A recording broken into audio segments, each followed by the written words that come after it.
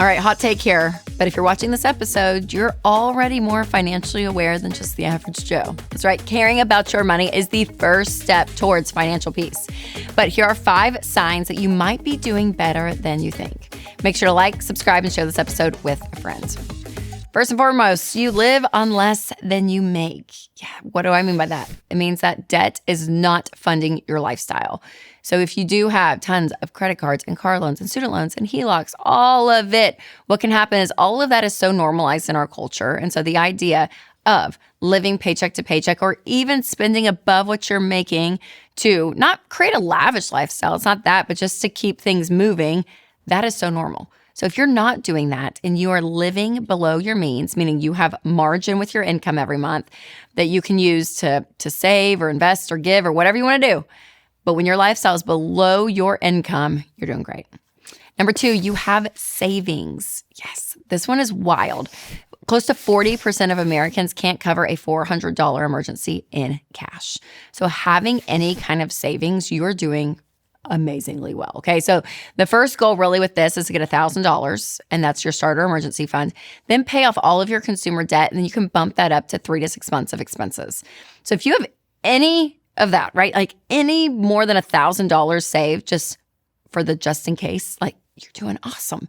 And then not to mention retirement. When you're investing in retirement, I would love for you to invest 15% of your income into retirement after you're out of debt.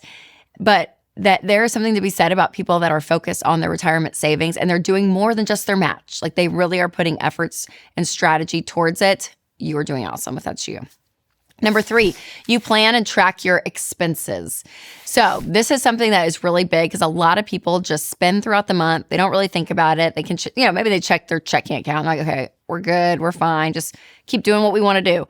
But people who actually plan and actually track their expenses and know where their actual money is going, like every single dollar of it, you are way ahead of the curve. So Every Dollar is one of my favorite budgeting apps. It's here at Ramsey, and it's amazing because it not only looks over your entire financial picture, but it helps you so much with the budget, creating that plan, and tracking your expenses because it connects to your checking account. So every time you swipe your card, use Apple Pay or whatever it is, any card connected to that account gets plopped into Every Dollar, and then you get to drag and drop the transaction so you know how much you have left in each category.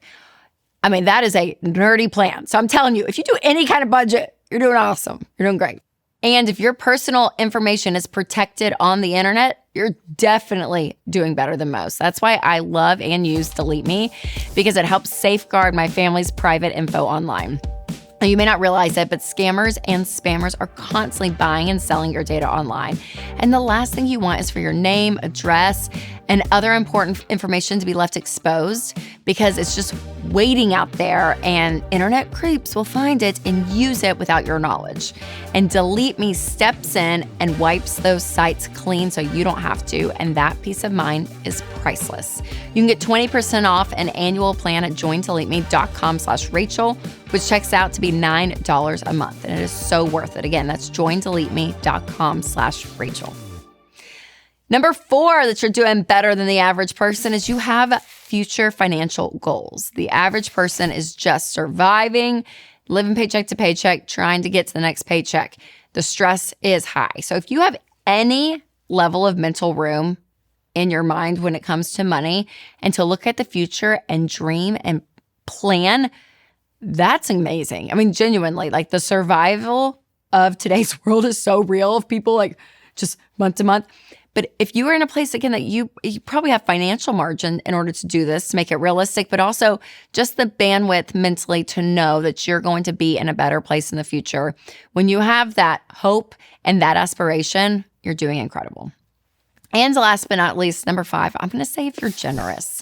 I mean, choosing to manage your money is a really powerful indicator that you are someone who is responsible and has, I think, some good work ethic, right? Because again, money's one of these things that's just easy just for it to go through. But when you say, yes, I'm going to manage this well, that motivation is huge. And people that do that and see their money as something that's not just about them, but it can be used to help others, it is the most fun that you're ever going to have. And so there are not a lot of people that are generous. And I would say even like in the church space, if you will, the amount of people that don't even give to their churches as Christians is very high. Like a lot of people just do not give. And again, it might be because of the margin.